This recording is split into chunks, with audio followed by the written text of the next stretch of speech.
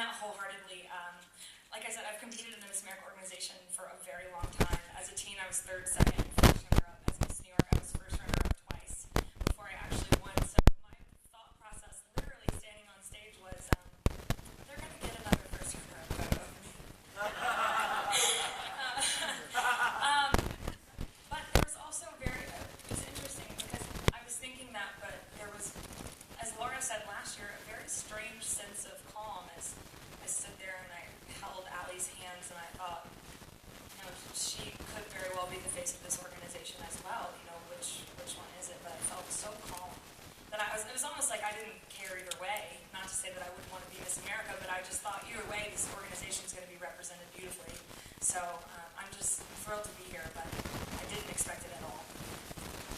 I have a question. Congratulations. Thank you. Did you think of yourself as a long shot as well? That's the real question, right? No, I said in the 30-second ride that we had on the way over here, I just didn't think that it was going to be me. I don't know. I didn't think I was a long shot. I knew I would be a wonderful Miss America. I just didn't know if I had shown it to them in my interview. I walked out and I felt great, and then the more I thought about it, the more I was like, wow, I really missed this opportunity to say that. And I really missed this opportunity to say that. But I guess I didn't. So here's the real question. Okay. At 18, you leave Alabama. You have $1,000 in your pocket. So, one, why did you want to get out of Alabama? And secondly, why did you pick New York? How bad was the struggle in New York when you got there? It wasn't necessarily that I wanted to leave Alabama. I had spent every summer traveling to New York with my mother, who's a dance teacher, since I was about 12. And every summer I just wasn't ready to go home.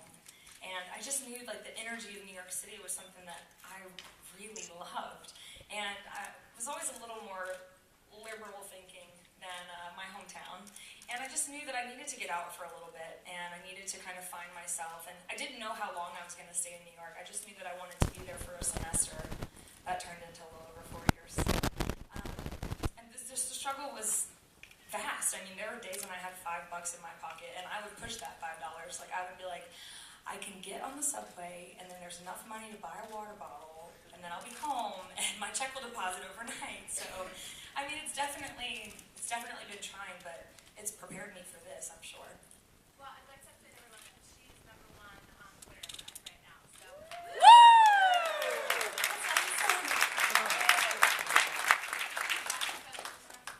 Yes. Can you talk a little bit about your platform? This time we didn't hear as much about platforms on Saturday on stage. Sure. Absolutely. So my platform is Stop It Now, Child Sexual Abuse. And it's very important to me because many of the women in my family were sexually abused. And there's speculation that a few of the men in my family were sexually abused as well. So it's something that's touched our family in a multitude of ways, and it has rippled through. And I was not sexually abused, but it's something that I definitely dealt with in my teenage years as the people in my family were going through that realization and trying to find peace in that situation. So this past year as Miss New York, I've teamed up with multiple organizations. Some are national, Stop It Now. Then I have Safe Horizon. And I've worked with a local organization in New York City, which is Child Abuse Prevention Program. So I've worked closely with all of those organizations, and I look forward to continuing to work closely as Miss America. And in addition, I don't know if you were here for the preliminary, but I said on stage that I've been in contact with Erin Marin, who I'm sure many of you have heard of, is trying to pass a bill into law in all 50 states to make child sexual abuse education mandatory. So I really hope that I can be kind of an advocate for her and help her make that happen this year, because I really think that that would be an incredible step for America.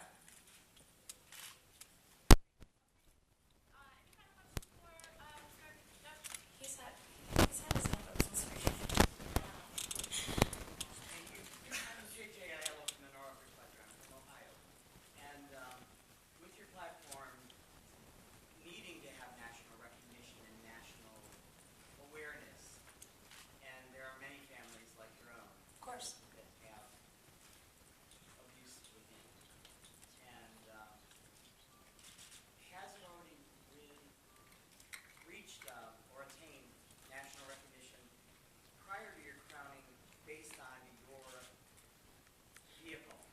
on my vehicle as Miss New York. It has not.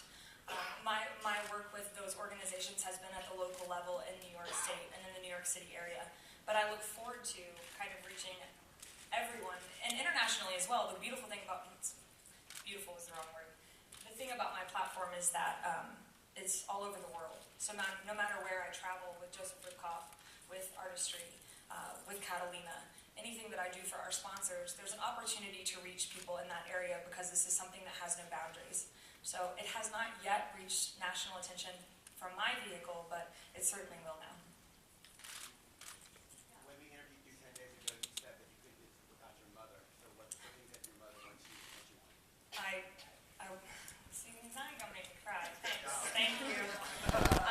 I most certainly would not be anywhere. I mean, obviously, my parents were teen parents, and they rose above. They obviously created a very educated, articulate, talented young woman, and they're incredible people who have such a sense of service and community, and I wouldn't be here today if it wasn't for them and for all of the morals and values and character and charisma that they have instilled in me. So I wouldn't be here today. This is my mom, Megan Moore.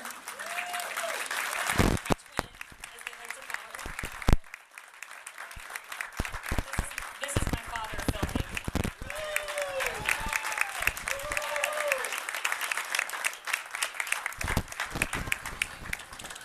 Mallory, you were one of the 14 girls on the ABC pre-1 hour show.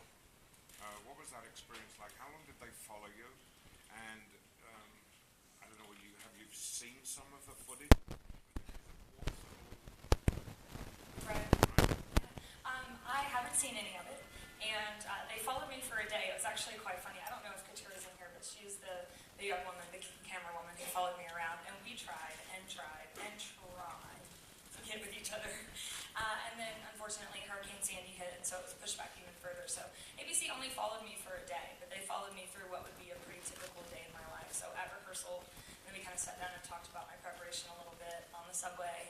And then at work, which is what I was doing to pay my bills as I was also being Miss New York. So that experience was very short, but it was a wonderful one, and I hope that when I watch it, I'm proud of what they showed.